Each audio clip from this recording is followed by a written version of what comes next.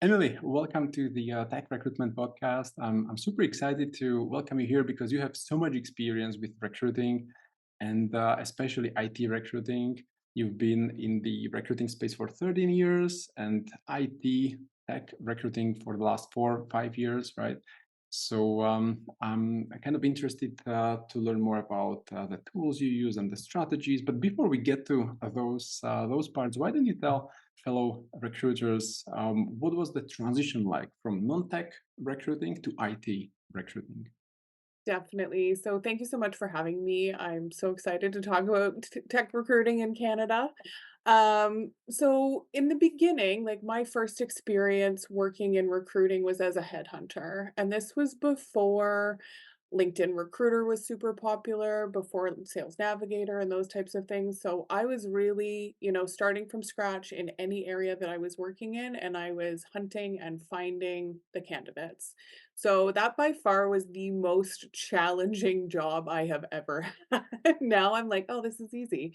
But, really, like, using your LinkedIn network, connecting to people, sending messages, asking questions, all of those things. So that was the most challenging, and then I kinda transitioned into, placement recruiting in government. So a lot of work with, our Justice Department and our Department of National Defense, and really placing senior level consultants in short-term contracts with the government.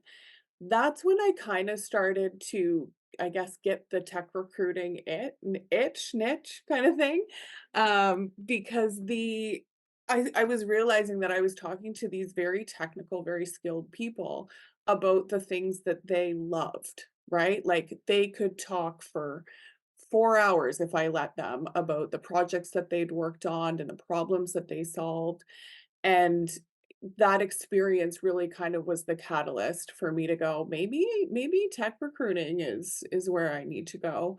Um, I did a like I said, I did a lot of work on those placements and things like that, and now I work more so in the permanent placement space just because that's where I prefer to find people permanent positions. I still do work on contracts as well. It's just I find it's easier to sell a permanent position than it is a contract, but we have to pay bills. So we make sure that really supporting the people that have good companies and have a good passion for growth, and then really making sure that we're finding the employees for them. Awesome, awesome. I mean, you just touched so many interesting things that we could dive deeper to. For sure. Even the difference between permanent and contracting. I mean, lots of people who are in our community, the tech recruitment community, they are wondering what to start with. Should I first work on permanent roles or contracting roles? So you just kind of mentioned that permanent seems to be easier. So is it easier because it's easier to get clients, or is it easier to find candidates for those roles?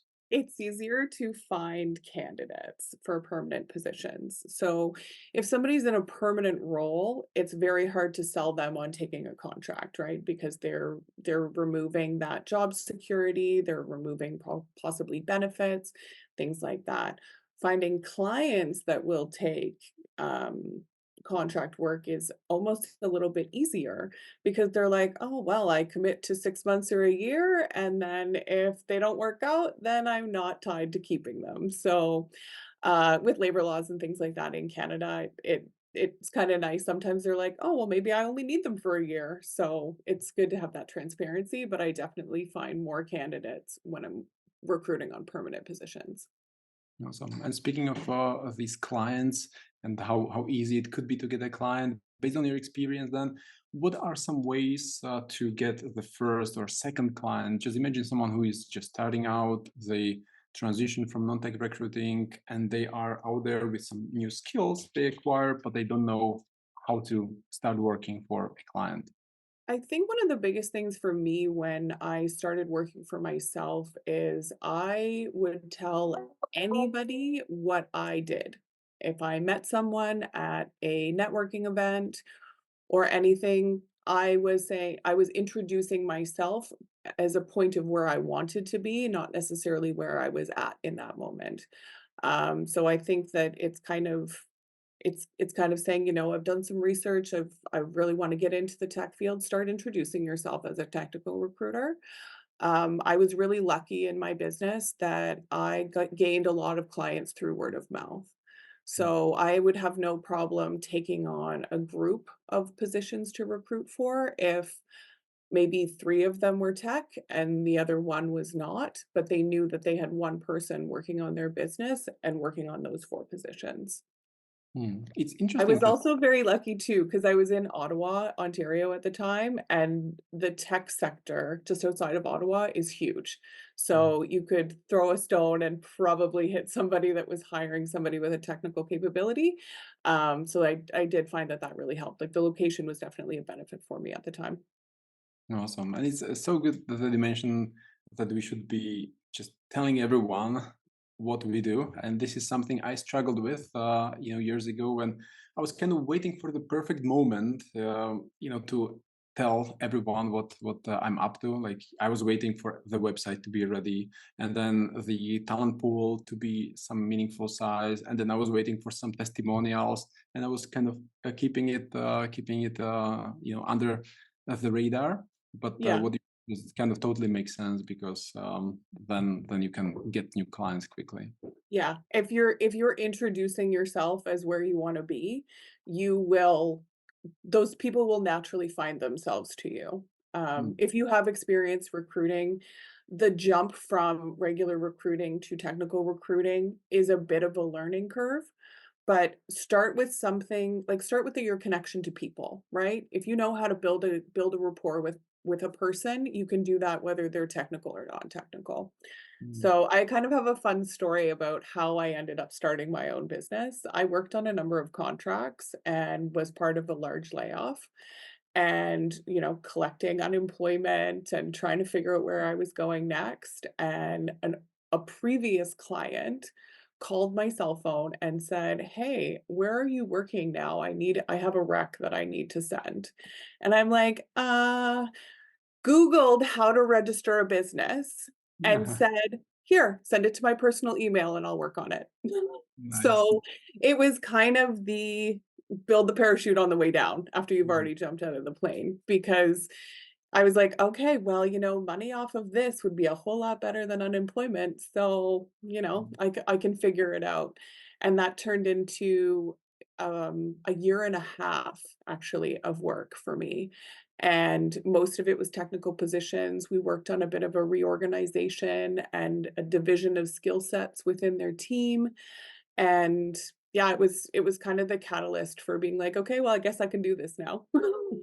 And you Wonderful. just kind of figure it out as you go. The openness to new opportunities Yeah. is connected with relationships. So that's so good to see.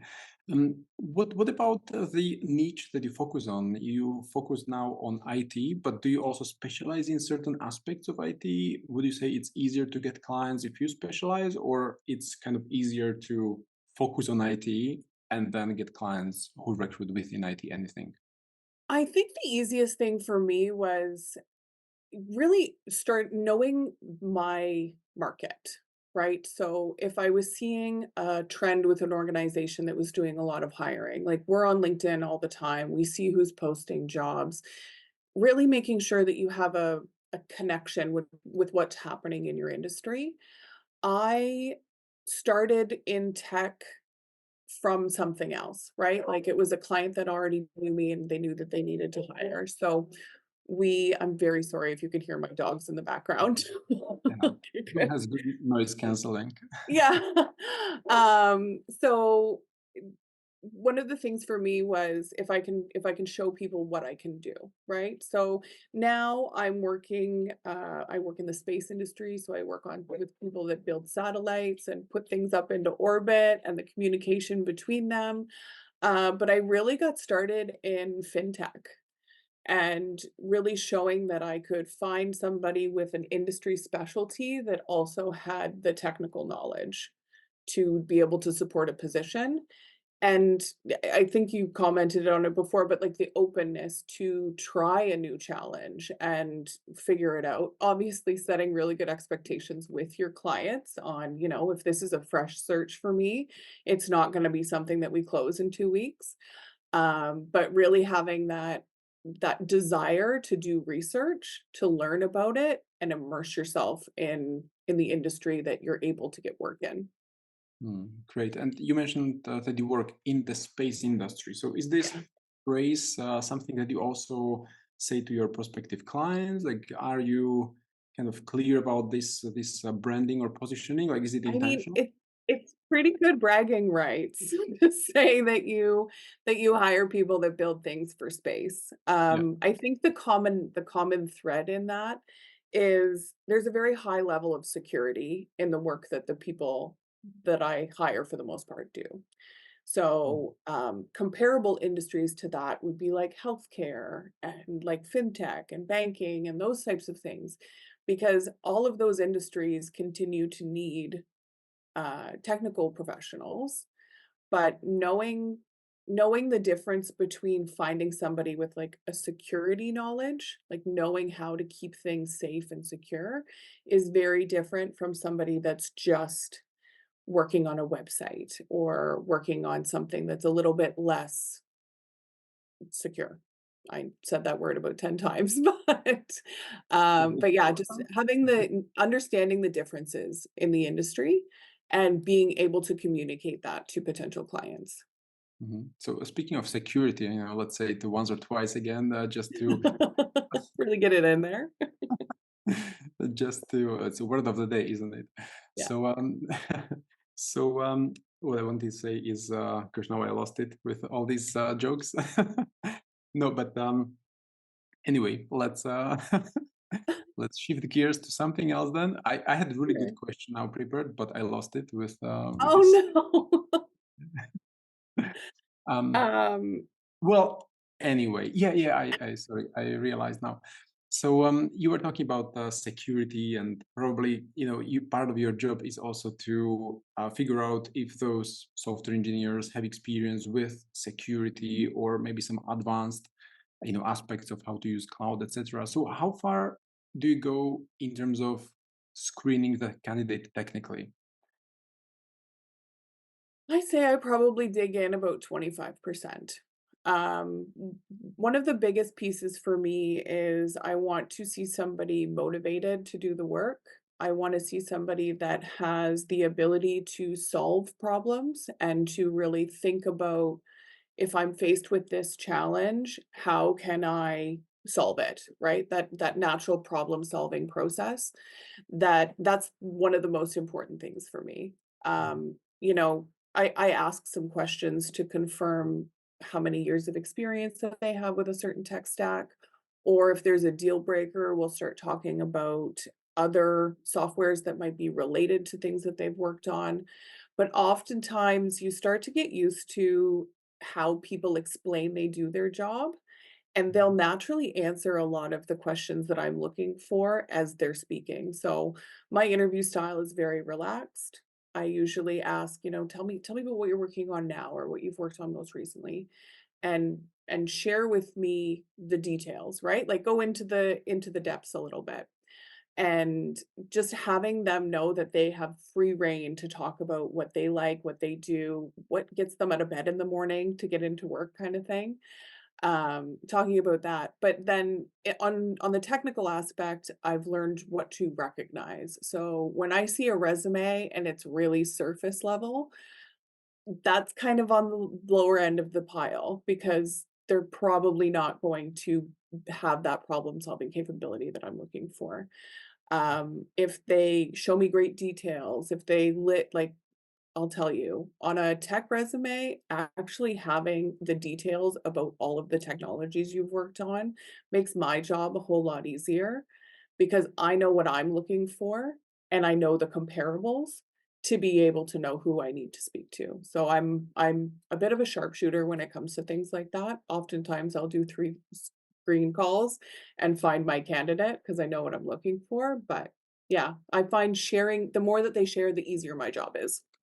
Yeah, and it's so great that you say that the interview is relaxed, and you are probably not asking really technical questions because it's not really expected from recruiters, right? But at the same time, Yeah. you can evaluate based on how they respond, how they talk about their past project.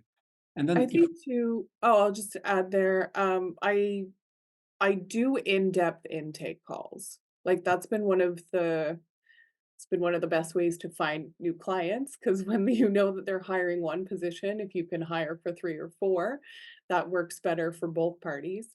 But doing really in-depth intake calls so I understand what they're looking for, maybe if they have hesitations about people that have been in positions before, what they're afraid of, what they absolutely have to have, and really just walking them through the process so that I know what I'm listening for and looking for when I'm reviewing candidates. mm, cool, awesome, awesome. And on this note, then, what do you think about some of these new AI tools that are able to screen candidates, and they usually come up with very technical questions? You probably saw these tools that look very cool. You know, if you watch some video about what kind of questions can you ask and how it screens candidates. But the question is, of course, is it really useful? And if we in recruiting we need to go that far or that deep. So what do you think about some of these tools? So I like a general screening process. Like if I know something is a deal breaker, like let's say somebody has to have 5 years of experience in a certain field, and I can use AI to filter out the candidates that don't have that, then that's great. But when we start to dive into the work and the problem solving and how they're going to work on a team because there's so much collaboration in the teams that I hire for that if they don't have those other skills, there's nothing that's going to make me push them forward if I Mm, don't get what I need out of a phone screen. So I've always trusted my conversations with candidates far more than I trust anything that comes in on a piece of paper because I know that when I start to ask more in-depth questions, the people that are super quick and really excited to answer, they know their stuff. But if they've just put on their resume that they know their stuff, they're probably not gonna be able to answer those questions effectively. yeah, true, true. Awesome, awesome. It's What, good for prep though, I mm, will say. Like, if you're interviewing for a job and you wanna throw that into AI and use mm, that to, prepare yourself for a conversation, 100% go for it, but mm. don't fluff up your resume with them. That's a great tip, though. Awesome. Speaking of these new tools, other tools, as a recruiter, what are some of the other tools that you use besides some of these obvious, like LinkedIn Recruiter or Sales Navigator? Some of these tools that you use, not just because they are cool, but because you Yeah. find them useful. So, I do a lot of like my communications and my marketing things, I am using AI in order to be able to create those. One of the nice things about the work that I do is when you're dealing with satellites in space, there's often a lot of very specific information. So I don't have the advantage to like build a tool that will sort things for me. A lot of that is me reading a resume, me checking LinkedIn profiles, me doing all of those things. So I think the biggest thing for me is using some automation in follow-ups and reminders and things like that to make sure that my interview processes run really effectively. I know you have Calendly, I have Calendly. That saves me a whole lot of time. But I tend to lean more towards organic communication, but also organic me understanding positions and doing it that way. I I'm from the old school, like, I learned to write Boolean to find people, and you don't have to do that anymore. So, there's lots of different tools, but I used to find people just using Google searches and finding resumes that were posted and things like that. So, I appreciate AI and those tools? Yes, but I think that there's a lot to be said about understanding the Mm. people that you're hiring for and the positions that you're hiring. Yeah, yeah. Well, speaking of the old school, well, they say it's the good school, right? Ah, okay. And just to build up on this note of the old school, what do you think about calling? I'm not even referring to cold calling because not regarding business development, but in general, like what's the attitude in Canada? Like, do you pick up the phone in the middle of the day and call to candidates because they apply, or are you rather just messaging candidates? So, if somebody has applied to a position, I usually send them an email to book a time to speak. I usually want to hire people that already have a job. So, I don't want to be calling them in the middle of their workday. I've also noticed that they usually don't answer. Like we screen our calls. I'm like, "Oh, I don't know that number." They can leave a message kind of thing. So, definitely don't hesitate to pick up the phone once I've kind of built a relationship with somebody.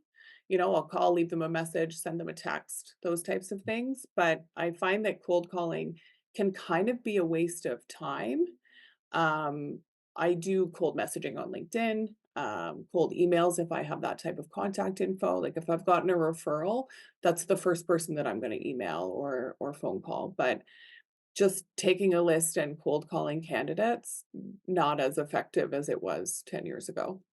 Yeah, yeah, awesome. Well, there are also some of these cold calling tools which will probably get people even more hesitant now to pick up the phone because now AI will start calling Yeah. from back. So God knows what will happen.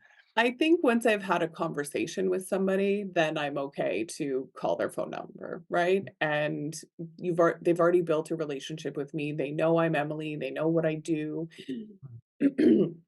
They're able to kind of recognize, and my phone number is all over everything I send them anyway, so they're like, "Oh, that looks like Emily's phone number," and they'll answer after that point. But I do find that the relationship building is a really important piece to that, and I think that, those auto dialers and things like that build more frustration and Mhm. kinda diminish trust. Mhm. Cool. And speaking of the relationships and the talent pool that you are building over time, what is your strategy? Like, do you somehow intentionally build a list of prospective candidates that you can reuse for certain roles, or are you starting the search as it comes, usually with LinkedIn? I'm probably about 50-50. So but as I said, started in headhunting, very comfortable building a list, reaching out to people. That's a great use for AI is helping to build messages to sell to certain audiences. Mhm. But building that list and creating that type of thing, oftentimes too, I go into my own network on LinkedIn and see who I have that already fits that might be a good person for a referral or for a hire. And those are the good opportunities, right? Like they already know me, they know I'm pretty good to work with, so they'll like say like, "Oh, I'm not looking, but my friend is." Mhm. And other times it's, I'm getting hundreds of applicants for certain positions and I don't really have to start building. So I feel like I have a pretty good core connection group and I just manage it on Excel because it changes so frequently. And but yeah, really having that network to reach out to, and then again, that helps in sourcing as well, Mhm. because if I'm connected to somebody they know, I'm not some fraudulent, I'm not a scammer, that kind of thing, Mhm. and we're seeing more and more of that these days, so I think having that element of connection is super powerful. Awesome, awesome. And some of the people in our community, they start with almost empty profile on LinkedIn. They may not have any connections, and by any, I mean like probably 100 or 200. So very few, and most of them are not from the tech space. Yet they would like to start placing candidates in 2, 3 months.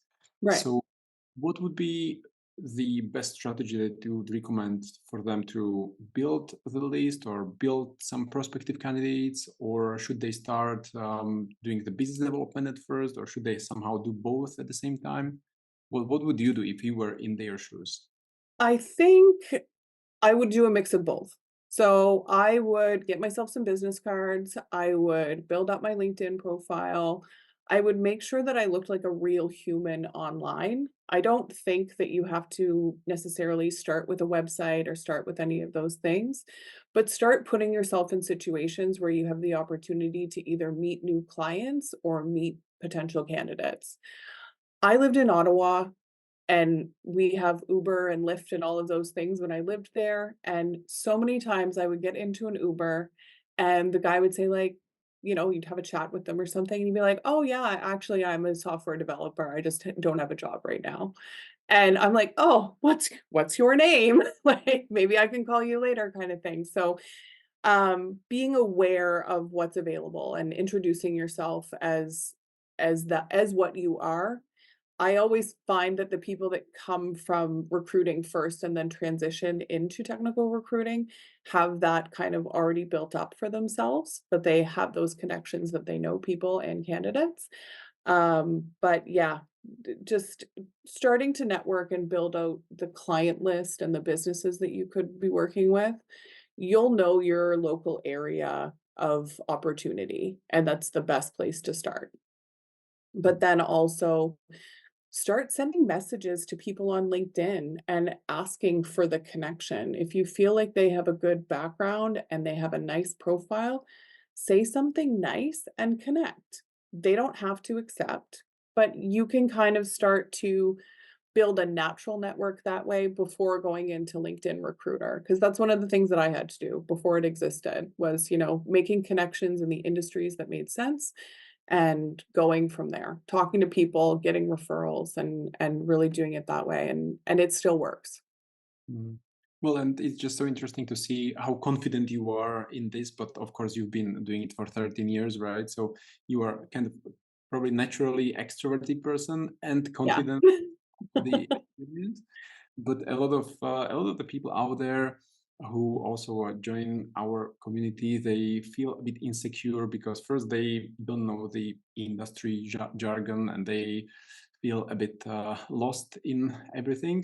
Still, they can learn it, of course, but confidence comes later with knowledge. Do you have any tips or ideas on how they could overcome this sense of insecurity and maybe lack of confidence? Like, what would be the best way to just get out there, but without probably joining some meetups where they would need to hand over the card and say like, "Hey, look, I'm a technical recruiter, and I wasn't just last week." Um, I think I think building up LinkedIn, like building up your presence with your other experiences. I always say that everybody that has had a job has a skills bag. So they have all kinds of different attributes and skills that they have built from even just being a human, Mm, and start to look at what from that will help you in recruitment and make sure that that is reflected on your LinkedIn.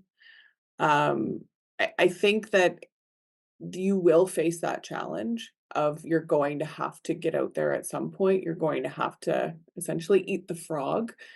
Um, and start with the path of least resistance. Do you mm, know somebody that you could talk to about this? Do you know somebody who works in the tech industry and would have a coffee with you and talk about what they do? You start to It's like a snowball, right? When you start to learn these things, you start to pick up on jargon, and you won't do that unless you are forced to. So you kind of have to make yourself uncomfortable.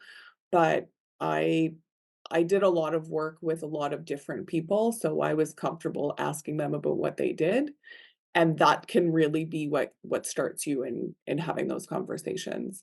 I think too, again, I'm a big research person, so I dig into whether it's the area that I'm living in. I also moved my business from Ontario to Nova Scotia just beginning of the pandemic. So I've been the new fish in the pond and I've rebuilt things back up. So understanding the jobs that are being posted in your local area, the companies that are doing that hiring and really starting to reach out. But yeah, you can send a LinkedIn message and the worst thing they can do is say no. And yeah, you're going yeah. to get no's, but you'll get yeses more often than you think that you're going to. It's a great idea with LinkedIn. Build up the LinkedIn presence, and I also noticed that you are quite active on LinkedIn. You keep posting. So, do you have any favorite topics to post about, or how do you come up with the ideas what to post on LinkedIn? I mean, a lot of my post ideas come from pet peeves Hmm. and seeing the opportunity to educate. I'm sure you've experienced this as well. You'll get lots of LinkedIn messages of people wanting lots of different things. And kind of what I do is law of averages, right? If 4 people are asking me this question, there's probably 40 people that would love to know. So using that, I use my real life to just build content. And if there's something new happening with one of my clients, or I've noticed something, one of the things too that I'll share, like on Instagram and things like that, is I had a great experience with a candidate and really highlight what made it great, because then that helps job seekers, it helps other recruiters understand kind of how my brain is working and how I'm getting these placements. So, Awesome. yeah. Awesome. Awesome. Well, and now coming back to those tools that we started with, there are also all these other tools that make it easier to post on LinkedIn. So it's interesting where this will get us in 2 or 3 years. So on this note, what do you think is the future of recruiting? Like, do you think with all these tools and generative AI, we are here to stay as recruiters, or would you say that clients will not need someone like us anymore and they will just use AI going forward?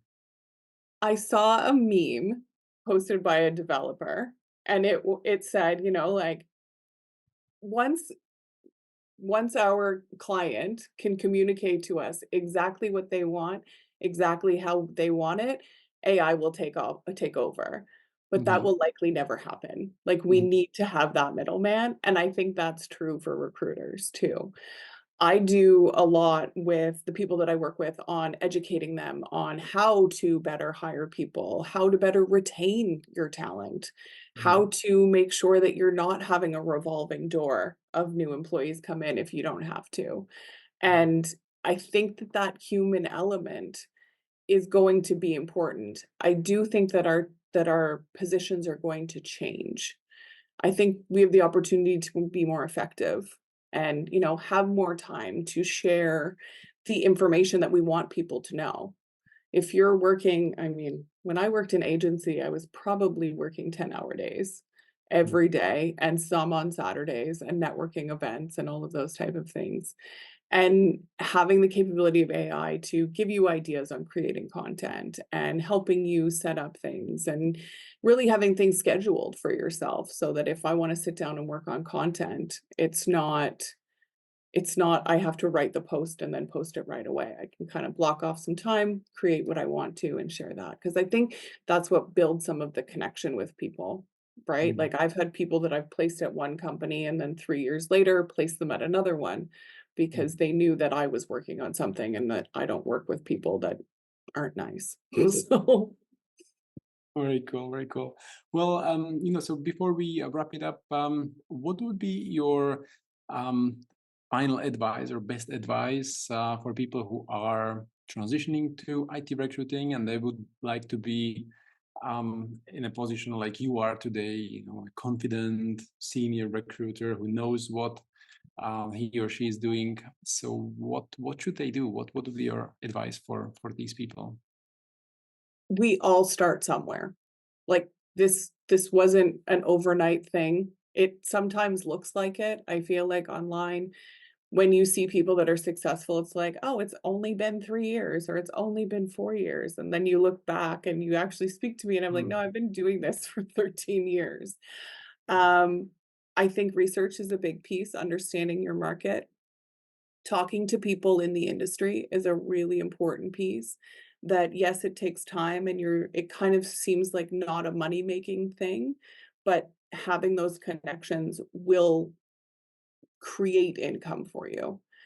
Um, and yeah, just kind of be overconfident and I know it's hard, but none of us know what we're doing every day, right? Like, sometimes I get into conversations and I'm just like, "All right, I'm gonna take the best notes I possibly can and hope that it's that it comes out later," or, like, reread it and things like that. So, yeah, just having grace with yourself and doing the best that you can, and it's usually way better than you think that it is. Yeah, yeah, well, that's a wonderful advice. Thanks for sharing. All right, where can people learn more about you? Where can they connect with you? Is it LinkedIn or some other page? LinkedIn's probably the best. I have an Instagram, but I don't really use it for work as much. It's usually for my network connections to see the silly things that I'm doing. Mhm. But yeah, LinkedIn's the best place to find me. I do share jobs on there. I share posts. I love doing surveys when I'm kind of because sometimes as a technical recruiter, you're very alone. You're Mhm. interviewing people and you're filling demands and things like that. So sometimes that's where I share, like, just my ponderings and, I'll put out a survey and I love getting feedback and understanding more Mhm. about what other people are thinking too. So, yeah, love to connect on LinkedIn and, also my website too, hiringstrategies.ca if there's a need or you wanna book a call. Awesome. I'll include the two links in the show notes and Awesome. YouTube in the comment section. Wonderful. Thank Well, you so much. This was a lovely chat today. yeah, thank you. Thanks for sharing all these insights. It's been wonderful. Thank you.